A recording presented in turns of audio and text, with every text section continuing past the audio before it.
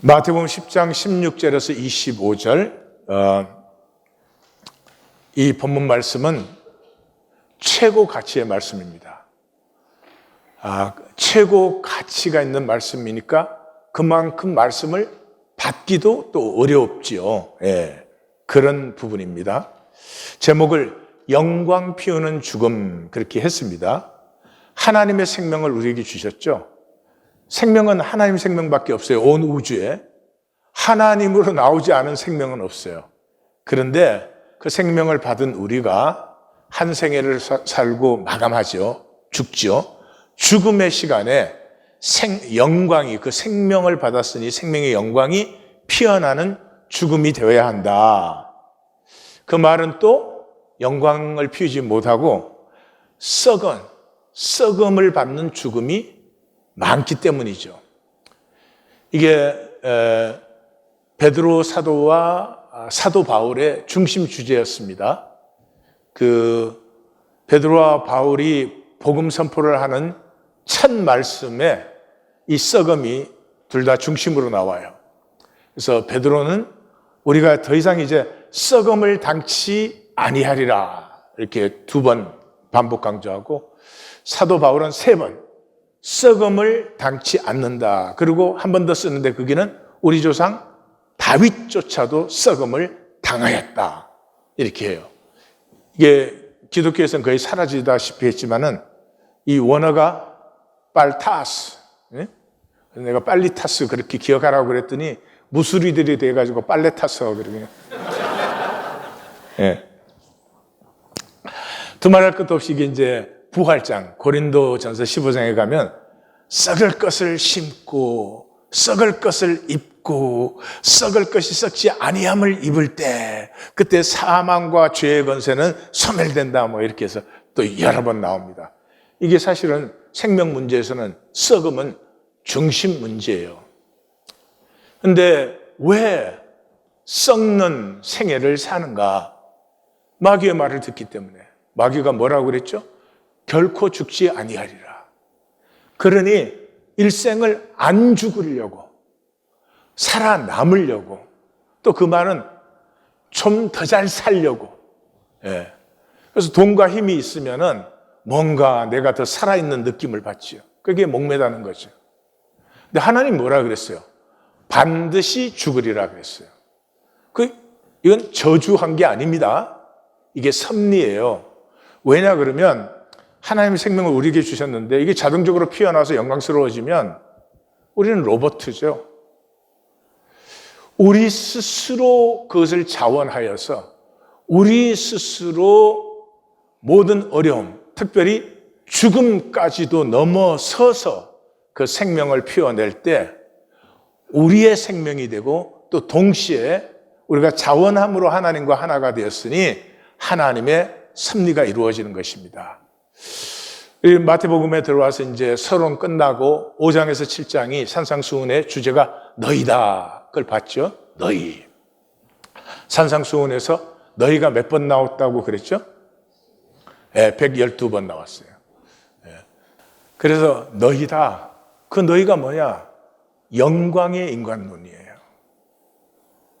너희는 이 하나님의 심령을 가진 자들, 팔복. 세상에서 소금과 빛으로 사는 자들.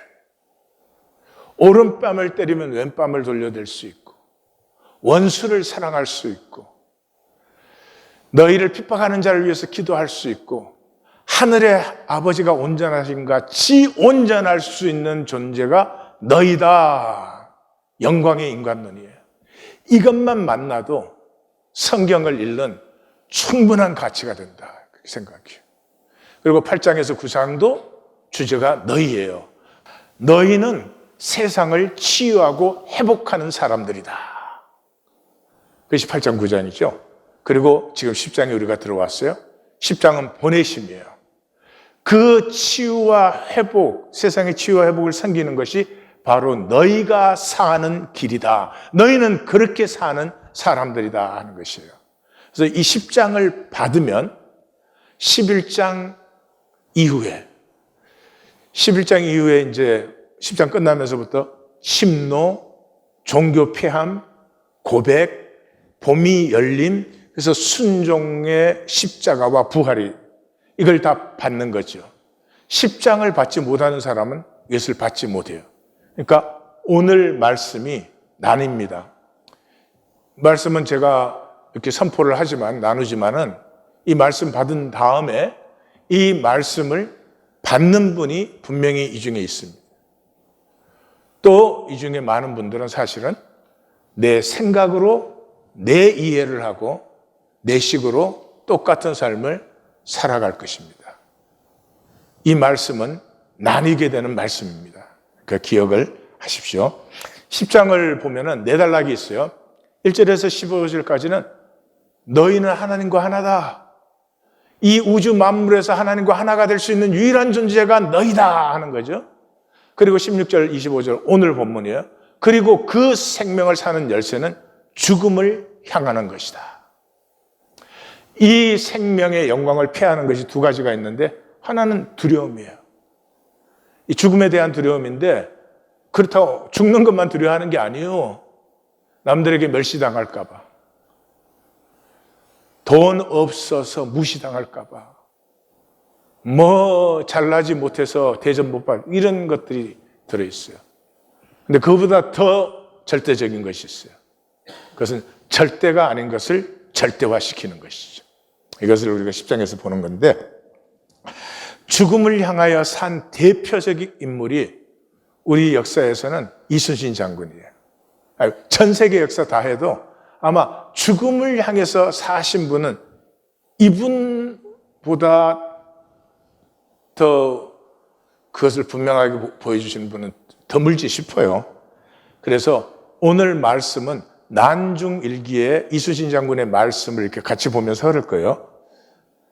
예, 죽고자 하면 살 것이요, 살고자 하면 죽을 것이다. 이게 이제 명량해전 때 말씀인데 속정유일기에 적혀 있어요.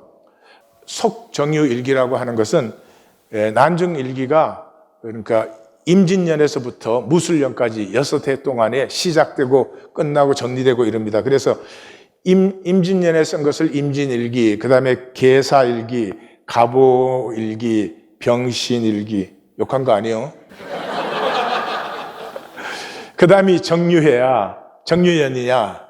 정유연인데 정유연에는 이순신 장군이 모함받아가지고 파직되고 그 다음에 그것 때문에 어머니가 길에서 객사하시고 막내 아들이 전사하고 명량해전이 일어나요. 그래서 정유연에 쓴 일기가 너무 길기 때문에 그게 두 부분으로 나누어져 있어서 정유일기, 속정유일기, 그리고 이제 무술일기 이렇게 해서 그 난중일기예요. 근데 속정유일기에 나오는 말씀이에요. 정리를 해보면 죽음을 향하지 않고는 신앙을 살 수 없어요. 종교생활 뿐이에요. 죽음을 향하지 않는 사람은 신앙을 살 수 없어요. 세상에서 살아남으려는 세상 살기밖에 없어요. 그 다음에 죽음을 향하지 않고는 혈육이 극복 안 돼요. 끝까지 이 혈과 육에 갇혀서 혈과 육을 절대화시키고 그렇게 살아요. 무엇보다도 죽음이 극복이 안 돼요. 평생에 마귀의 권세에 종노릇하고 마귀 소속으로 살 수밖에 없어요. 그걸 우리가 오늘 보겠습니다. 그래서 정리하면 삶은 둘 중에 하나죠. 살아남으려고 살면 죽음은 빼앗기는 것이에요. 안 죽으려고 몸부림쳤는데 죽어야 되니까 다 빼앗겨버리는 것이에요. 그 이유는 마귀의 말을 들어서 그래요. 결코 죽지 아니하리라. 그러니까 안 죽어야 되는 거죠. 근데 죽음을 향하여 살면 죽음은 삶의 완성이 돼요.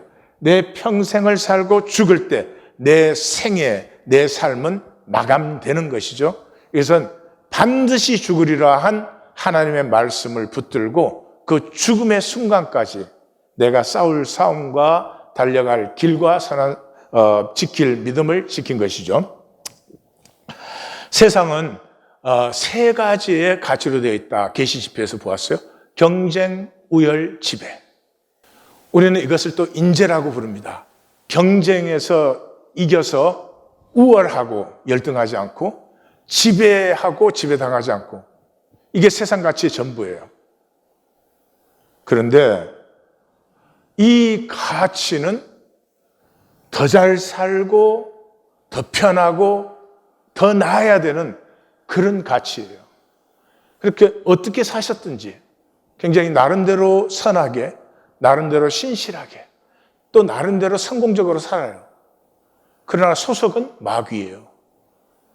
왜냐 그러면 경쟁 우열 지배 자체가 이 마귀의 가치관이에요. 하나님의 가치관은 뭐죠? 십자가. 한 마리의 잃은 양을 위하여서 99마리를 산에 두고 찾으러 가는 그런 가치관이에요. 생명 가치관. 그래서 뭐 잘못 살았다는 게 아니라 다들 성실하고 선하고 뭐 그렇게 살았지만 소속은 세상이에요. 세상을 살았고 세상을 다스리는 임금은 마귀죠. 그래서 하나님을 알지 못하는 사람은 이걸 살아요. 예. 그래서 하나님 물은 뭐 그렇잖아요. 세상 사는 게 경쟁에서 이겨서 더 많이 가지고 더 힘있고 그거 외에 뭐가 있겠어요.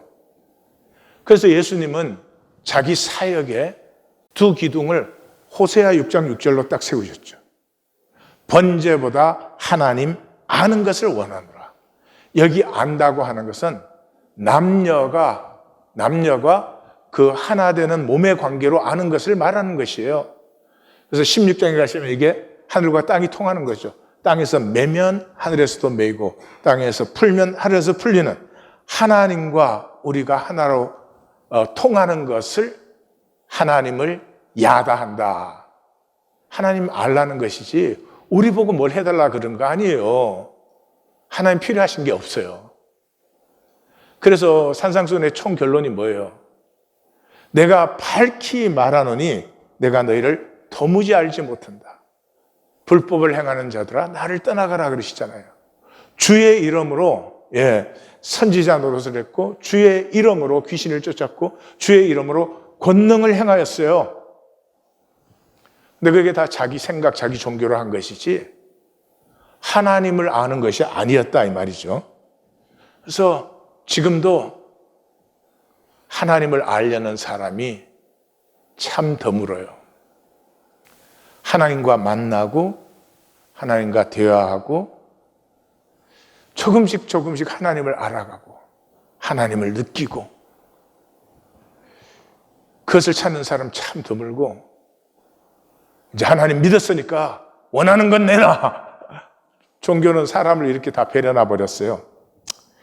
하나님을 알면은 반드시 죽음을 향하게 되어 있어요. 죽음을 향하면 죽을 때 내 생명을 빼앗기는 것이 아니라 내 생명은 섭리의 완성을 받는 것이다 말했죠. 그래서 왜 하나님을 알면 죽음을 향하게 되는가?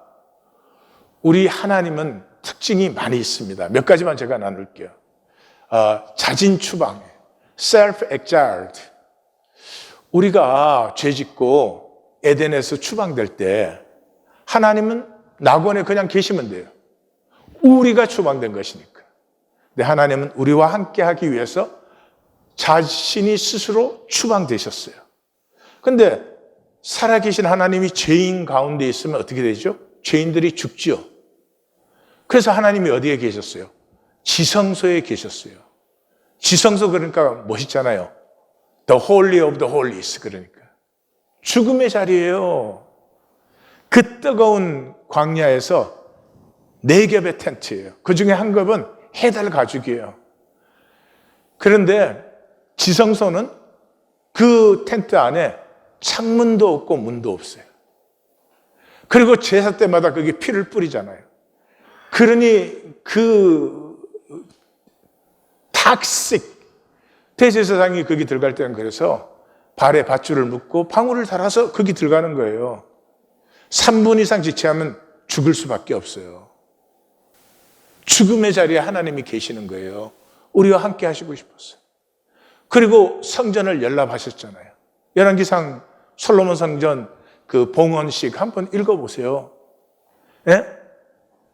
모세 오경에 어떻게 되어 있어요? 하나님의 성전은 제단은 흙단, 계단을 쌓지만 계단 쌓으면 위험 있고 막 어마어마하게 보이잖아요.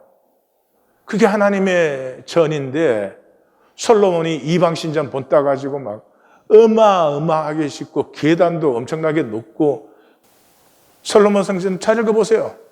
지성소 가까이 갈수록 막 금딱지를 얼마나 붙여가지고 휘황찬란하게 만들어놨어요. 하나님을 모르면 그딴 짓을 하는 거예요. 하나님을 알면 소박해지는 것이. 뭐를 보이는 것이 아니고요, 실제를 갖고 있기 때문에. 제가 하나님이었으면 솔로몬 성전 절대로 연락받지 못합니다. 근데 하나님이 그러시잖아요. 그래, 네가 나를 위해서 지었다니 내가 받는다. 그래서 뭐라 그래요? 네가 이 성전에서 내 아비 다윗의 길로 행하면 내가 이 성전 통해서 너와 이스라엘과 온 세상을 내가 축복하마. 그러나 너가 내 말을 버리면 지나가던 사람들이 손가락질하면서 저 높은 성전이 어떻게 저렇게 파괴되었는고, 그런 조롱거리가 되게 할 것이다 그랬죠. 그리고 받아주셨는데 결국 그렇게 됐죠. 고대 신은 세 가지가 있어야 존재돼요. 신전이 있어야 되고, 자기 백성이 있고, 자기 나라가 있어야 돼요. 근데 그 성전 가지고 끝까지 종교화 시키니까 하나님께서는 자기 성전을 자기가 파괴시키시고, 자기 백성을 흩어버리시고, 자기 나라를 파멸을 하시고, 그리고 포로 70년 보냈다가 약속대로 돌아왔잖아요. 돌아왔으면 이제는 종교 아니고 말씀을 사는 삶을 살겠지 하고 기다렸는데, 그 페르시아에서 템플 시티로 지정된 그 검은 보화 받고 기득권 챙기려고 또 종교로 돌아갔지. 430년 하나님은 침묵 속에서 기다렸죠. 느끼실지 모르겠지만 하나님이 죽으신 것입니다. 하나님 말씀이세요. 430년의 침묵, 죽으신 것이에요. 그 죽으심이 나타난 게 십자가예요. 그래서 하나님을 아는 사람, 하나님을 만난 사람은 반드시 죽음을 향하게 되어 있어요.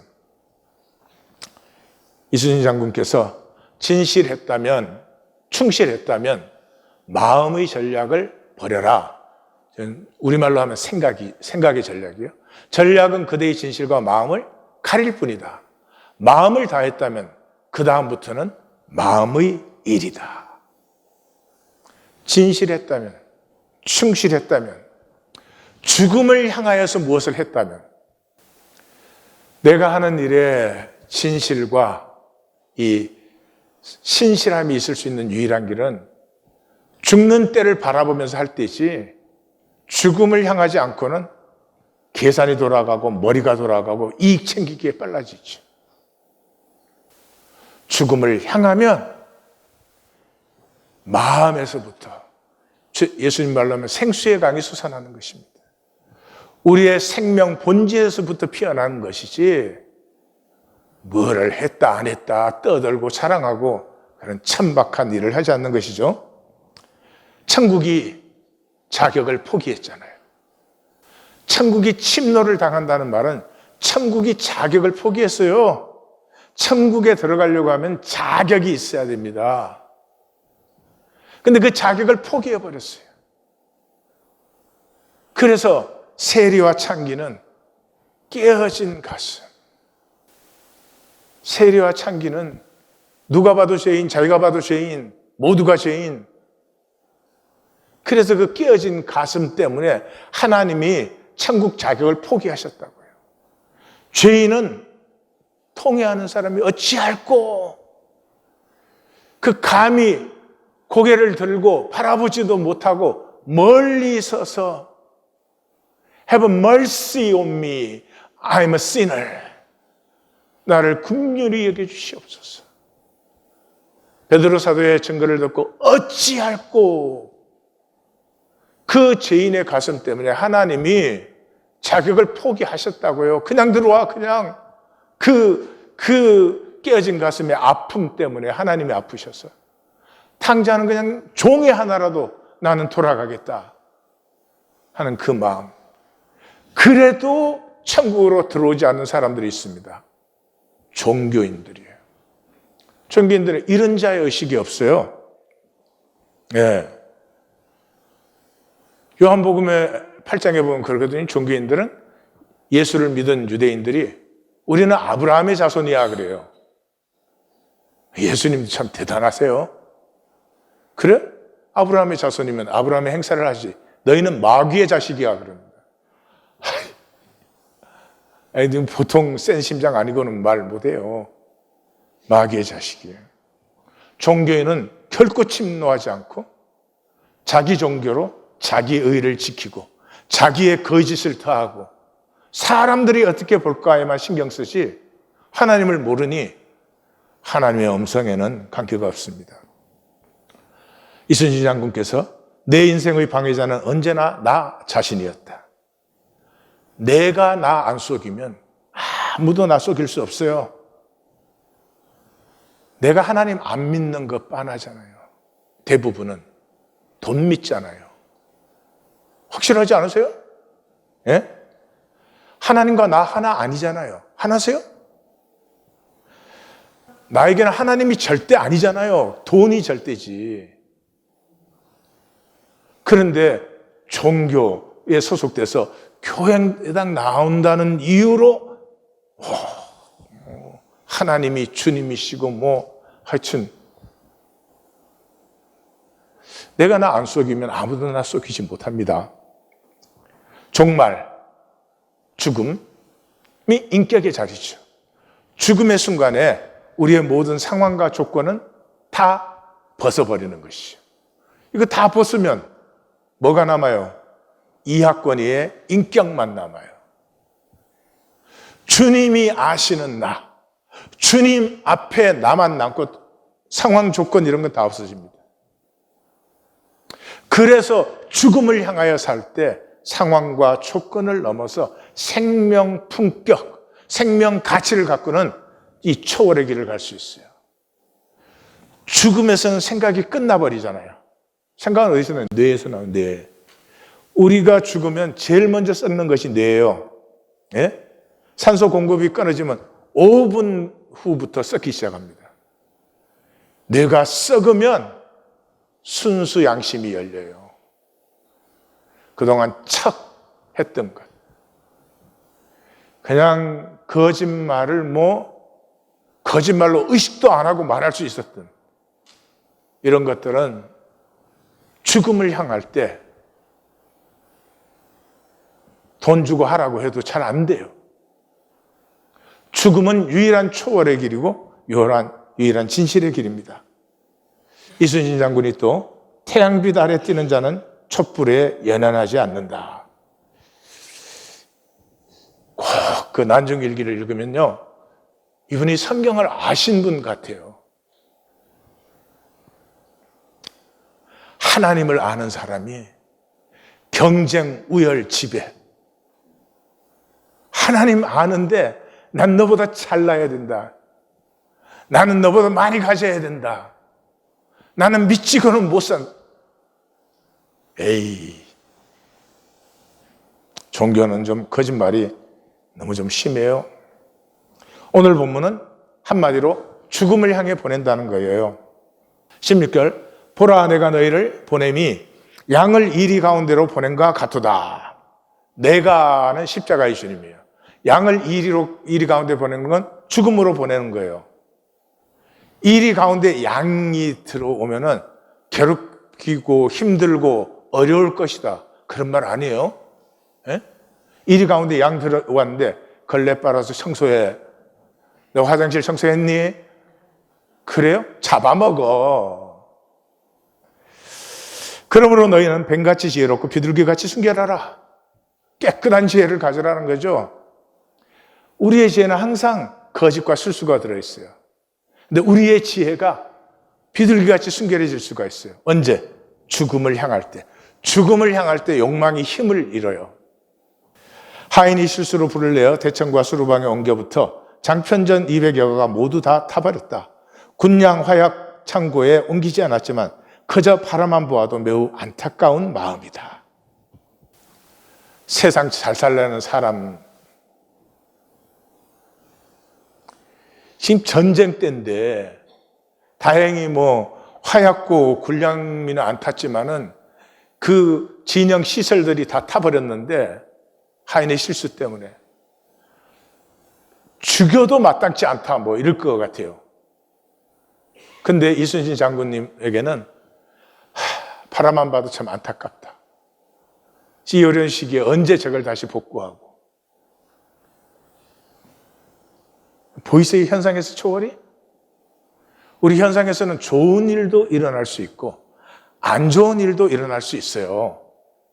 좋은 일이 일어났을 때는 좋구나 그러면 되는 거고, 안 좋은 일이 일어났을 때는 안타깝구나 그러면 돼요. 근데 현상에 목을 매달고 잘 살아야 되고 더 살아야 되고 악착같이 살아야 되고 이런 사람들은 이런 거 뭐 갑자기 피해가 왔다고 생각하면 뭐 견디지를 못하는 거죠. 17절 사람들을 상가라 그들이 너희를 공회에 넘겨주겠고 그들의 회당에서 채찍질하리라. 그러니까 그들이 공회에 넘겨주니까 사람 그들 유대교는 똑같은 말이에요. 그러니까 공회에 넘겨주니까 정치기구고 그 회당에서 채찍질하니까 사법기구 다 되는 거죠. 그래서 18절에 또 너희가 나로 말미암아 총독들과 임금들에게 끌려가리니 앞에 끌려가리니 이는 그들과 이방인들에게 증거가 되기려 함이라. 예, 이 종교는 저는 종교가 제일 싫은 게 비겁한 거예요. 진리 자체로 뜨뜻하면 좋잖아. 종교는 모든 종교는 뭔가 진리를 갖고 있는 거 아니에요? 그걸 살고 그걸 뜨뜻하면 되는데 꼭 정치하고 결탁이에요. 미국 복음주의도 마음에 안 드는 게 꼭 정치 권력하고 합해가지고 그 낙태 반대하는 거, 뭐 동성애 반대하는 거. 아니 뭐 원수를 사랑하라는 말씀은 놔두고 뭐를 해도 좋은데, 그래 낙태가 잘못되고 동성애가 잘못된 것이어서 나는 반대한다. 좋은 일이지 뭐. 그 사람의 신앙이니까. 그 정치의 힘을 빌려가지고 그걸 탄압하려고 하는. 아니 뭐 지금도 그러잖아요. 히틀러 때 독일 교회가 히틀러가 하나님의 뜻을 행한다 그랬고, 지금 러시아 정교가 푸틴이 하나님의 뜻으로 전쟁을 하는 것이라고 그러잖아요. 그게 제일 싫은 것이. 항상 종교는 자기 스스로 뜻하지 못하고 종교와 결탁해. 그래서 계시록도 보면은 12장에서 용이 나타나죠. 13장에서 두 짐승이 나타나요. 하나는 바다의 짐승이 정치예요. 그 파도가 끊이지 않는 정치. 그래서 이 땅에 바다에서 나온 짐승은 죽은 것 같으니 깨어나. 하나님을 흉내내요. 그 다음에 두 번째 짐승이 땅에서 나오는데 이 짐승은 하늘에서 불을 내리고 그래서 무슨 이적을 행하고 그러면서 이제 짐승의 우상을 만들고 사람들이 짐승을 경배하게 만들고 그 다음에 그 짐승에게 생기를 불어넣어줘요. 생기가 뭐예요? 예? 푸틴에게 하나님의 뜻으로 전쟁하는 것이다. 뭐 히틀러한테 하나님의 일을 하고 있는 종교가 하는 게 그런 거죠. 프란시스 교황님이 돌아가셨는데 저는 뭐 교황님이 돌아가신 것보다 신부셨을 때가 더 좋아요. 남미에 한창 다국적 기업들이 들어와 가지고 세계화가 시작될 때 뭐 수탈과 그 말로 다 할 수 없어요. 그때 신부님들 중에서 그 자기 몸으로 그런 것들을 막아서 싸운 대표적인 분이 프란시스 신부님이셨어요. 그래서 뭐 빨갱이다, 공산주의자다, 벨로무 소리를 다 들었지. 그가 누군지는 하나님이 아실 것이고, 제발 우리 하나님 믿으면 믿음으로 담대하십시다. 무슨 다른 힘을 어디서 어떻게 얻어와 가지고 우리의 주장을 막 이렇게 남들에게 강요시키려고.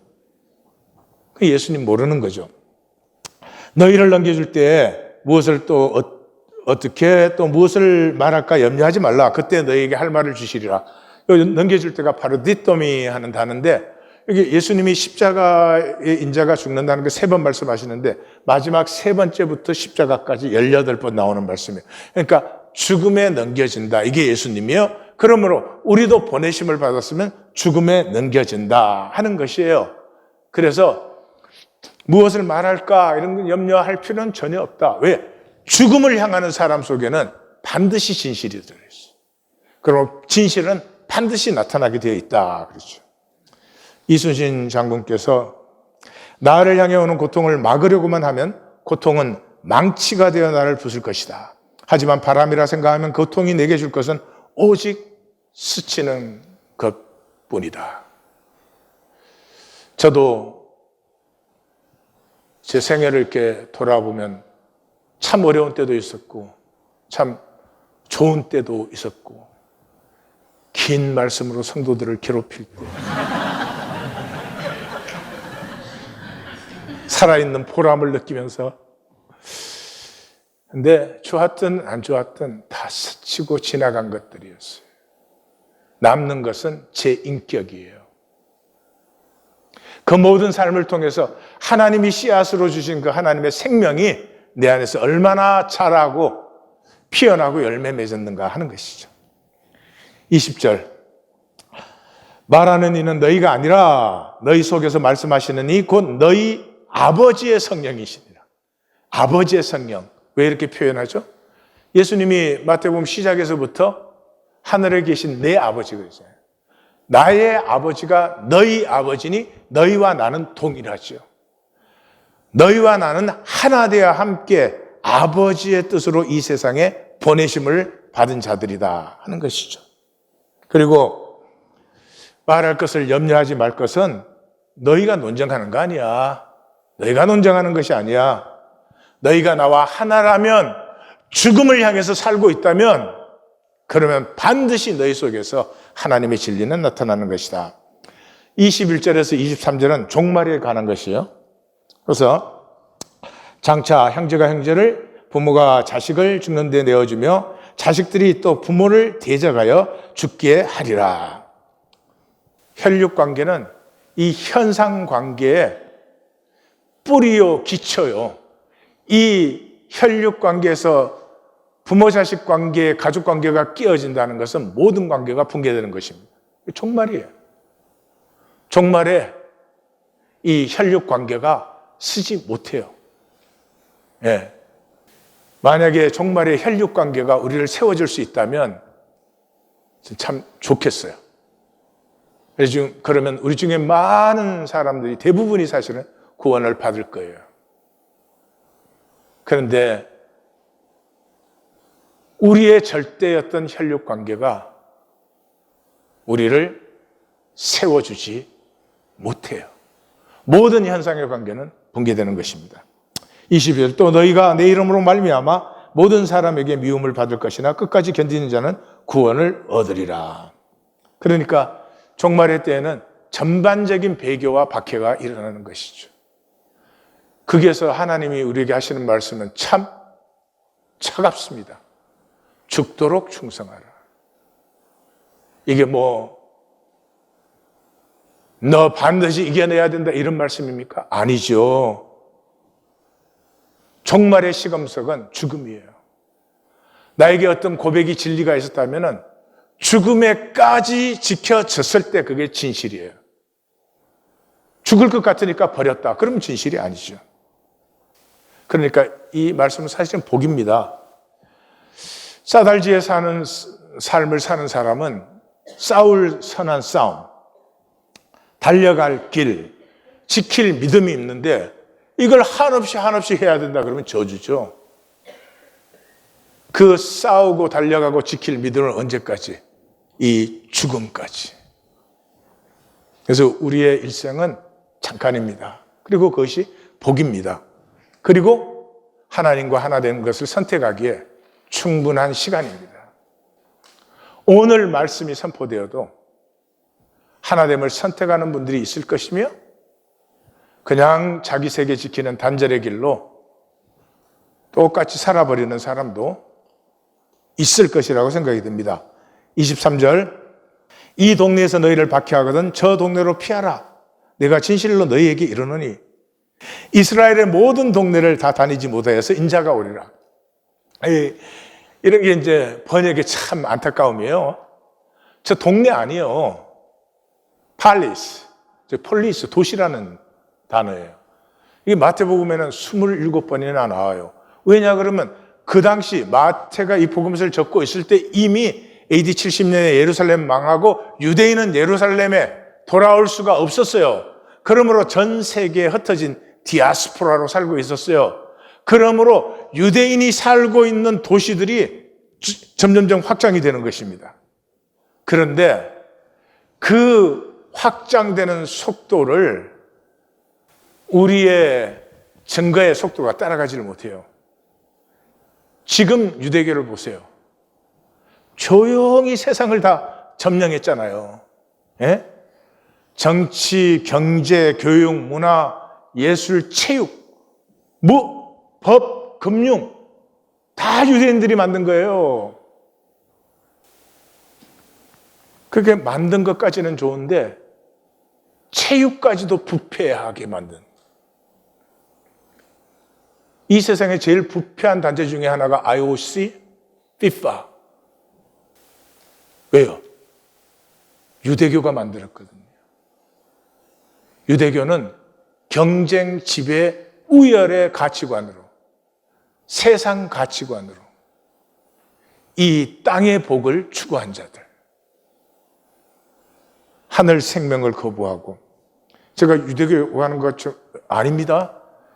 역사를 보시면 정확하게 보실 수 있습니다. 이 유대인들이 만든 모든 시스템의 뿌리는 경쟁, 우열, 지배밖에 없어요. 예수님이 없습니다. 24절, 제자가 그 선생보다 종이 그 상전보다 높지 못하니. 25절, 제자가 그 선생 같고 종이 그 상전 같으면 족하도다. 그 말은 내가 이리 가운데로 보내고 너희는 죽임을 당하겠지만 나의 십자가보다는 더할 수가 없다. 더하지 않을 것이다. 그래서 그 집 주인을 바알세불이라 하였거든. 하물며 그 집 사람들이야. 이거 무슨 말이죠? 주님은 그랬지만은 우리는 좀 꼭 죽지는 않고 좀 편한 길이 없을까? 그럴 수도 있지 않을까? 그런 생각 아예 하지 말아라.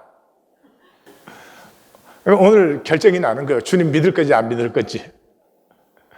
그러니까 죽음은 피할 수 없는 섭니다. 죽음을 향해서 사시면 우리는 반드시 본질과 실제를 가꿀 수 있습니다. 죽음을 피해서 살면은 인간 게임의 것들, 성공하고 성취하고 그런 것들 가질 수 혹시 있을지도 모르겠지만 그것은 살아있는 동안의 가치지 영원한 가치는 아니죠. 성경과 죽음, 이게 제일 재미도 없고 제일 긴고, 성경과 죽음 저거 요약해서 해도 조금만 해도 1시간 이상 해야 되겠죠. 근데 제가 그걸 설명한다고 여러분들 믿음에 조금도 도움이 안 됩니다. 그래서 제일 중요한 것만 몇 가지 그냥 뽑았어요.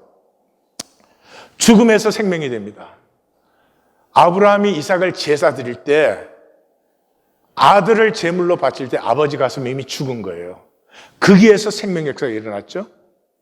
야곱이 평생을 속이고 술수 쓰던 야곱이 죽는 순간이 이스라엘이 출생하는 시간이었어요. 죽음에서 계시가 열려요. 다니엘이 계시를 받는데 이 큰 환상을 받을 때 내 몸에 힘이 빠지고 아름다운 빛이 썩는 것 같았고 내 힘은 다 없어졌다. 사도 요한도 내가 그 계시를 볼 때 엎드려져 죽은 자 같았다. 그러니까 에고의 힘이 빠지지 않으면 말씀 받지 못합니다. 오늘 제 말씀을 이해들은 어느 정도 하실 것입니다. 그러나 말씀을 받는 것은 내 에고가 죽어야 되는 일이지, 제일 안타까운 것이 그 말씀을 안 받으려고 에고와 싸우시는 분들, 안타깝고 불쌍하고, 도울 수 있다면 얼마나 좋을까요? 제가 도울 수 있는 일은 아니죠.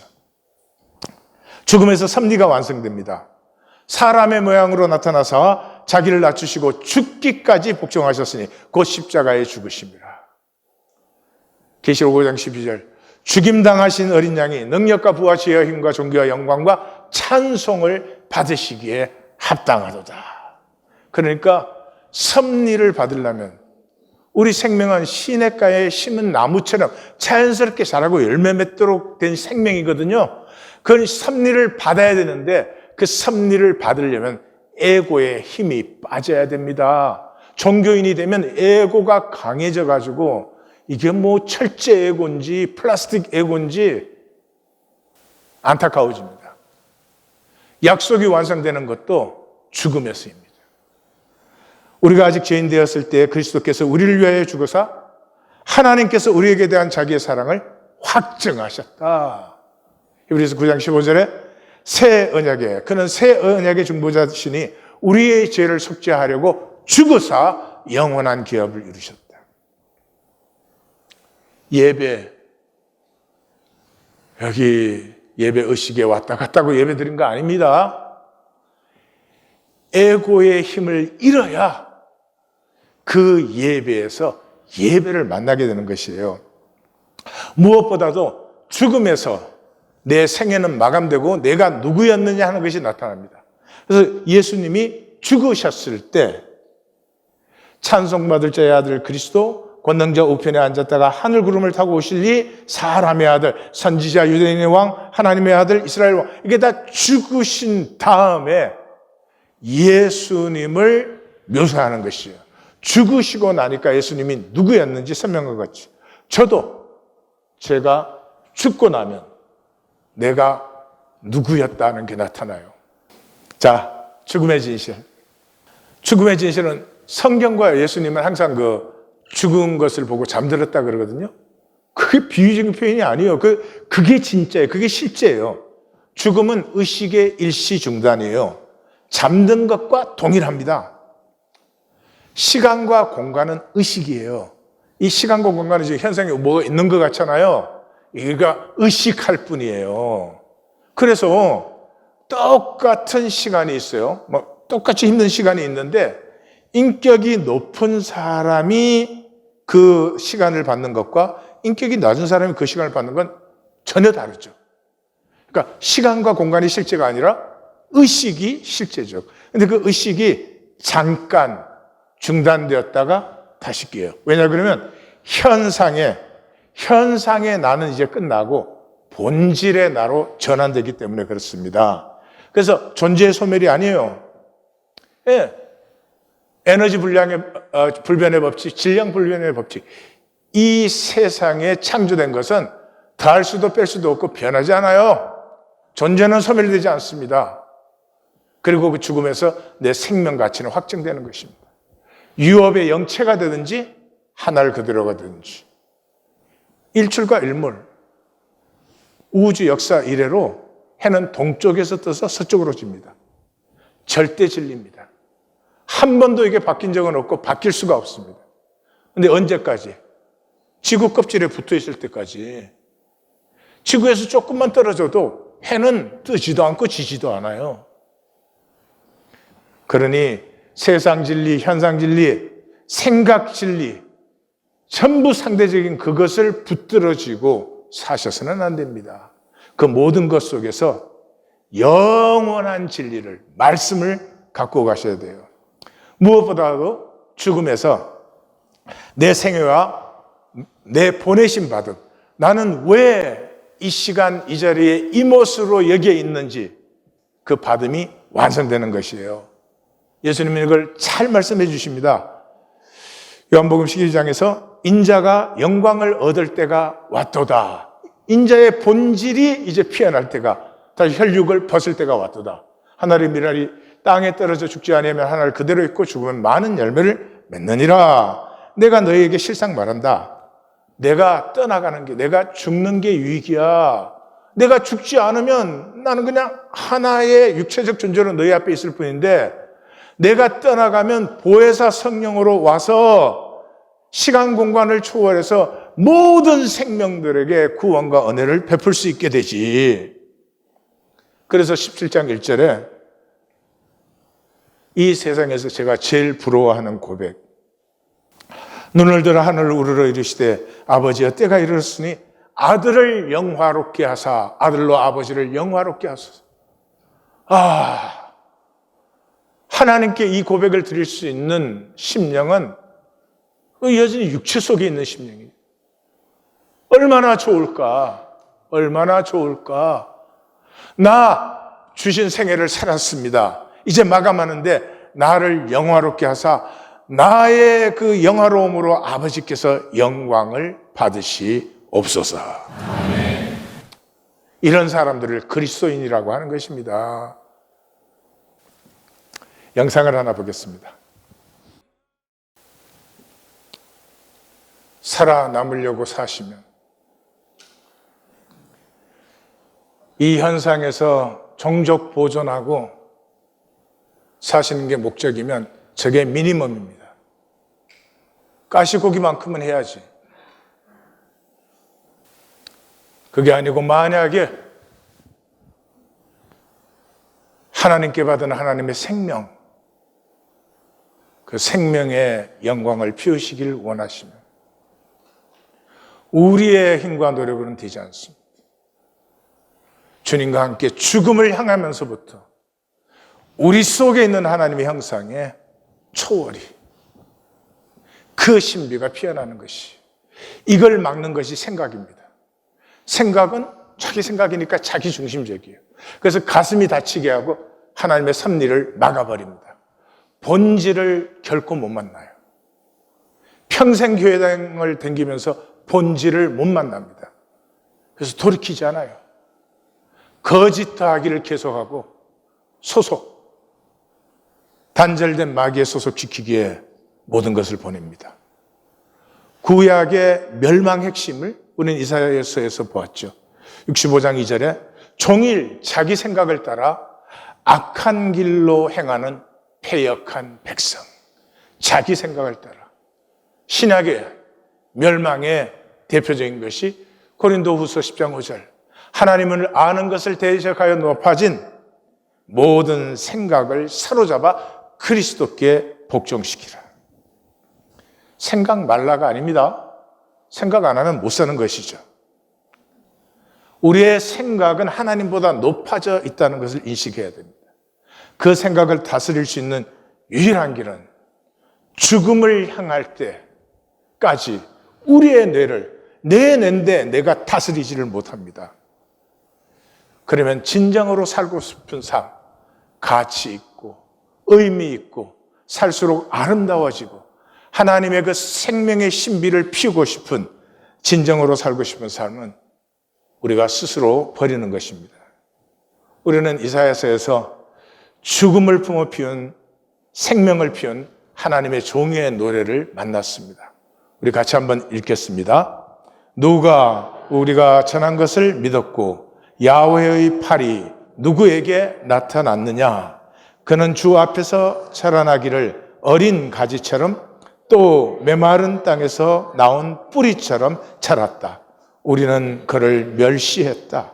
우리가 원했던 만큼의 풍채도 없었다. 그의 모습은 사람이라 할 수 없을 정도로 일그러져 있었고 그의 외모는 더 이상 사람이 아니었다. 사람들로부터 멸시를 받고 버림을 당하였다. 그는 고통 속에 살고 줄곧 질병을 알아온 사람이었다. 마치 사람들이 얼굴을 가리고 지나가는 사람처럼. 그러나 우리의 질병을 그가 짊어졌고 우리의 고통을 그가 담당하였다. 그런데도 우리는 그를 천벌받은 자, 하나님에게 매를 맞고 경멸당하는 자로 생각하였다. 그러나 그는 우리의 죄 때문에 찔림을 당하였고 그가 채찍을 맞음으로 우리는 나음을 얻었고 그가 징계를 받음으로 우리가 평화를 얻었다.